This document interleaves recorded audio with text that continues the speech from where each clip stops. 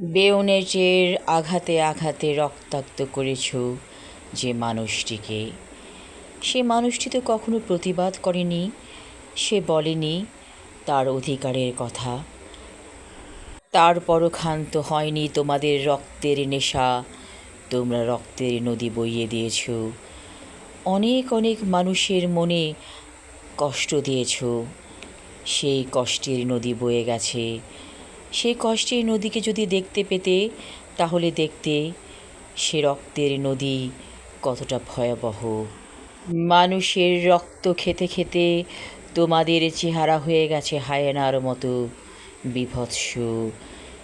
সেই চেহারার দিকে তাকিয়ে একবার দেখো তো কেমন দেখায় তোমাকে। তোমার ভেতরের চেহারার কথা বলছি।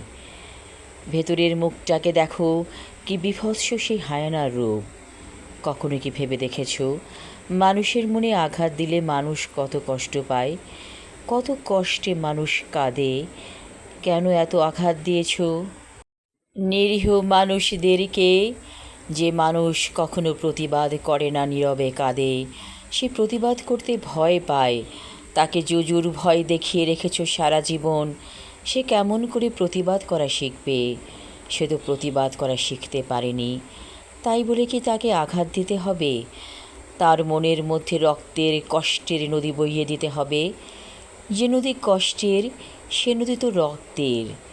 কান পেতে শোনো তো, তার বুকের ভেতরে কত হাহাকার, কষ্ট, বেদনা দানা বেঁধে উঠেছে।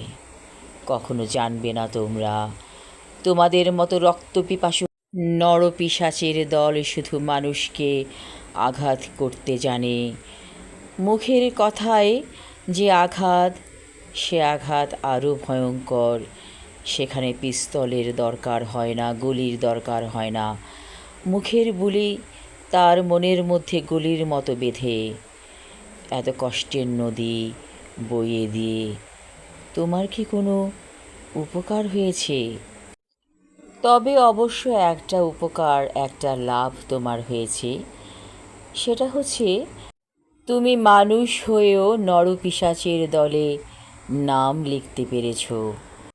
আমি আমার লেখা কবিতা রক্তের নদী পড়লাম। আশা রাখছি ভালো লাগবে। ধন্যবাদ।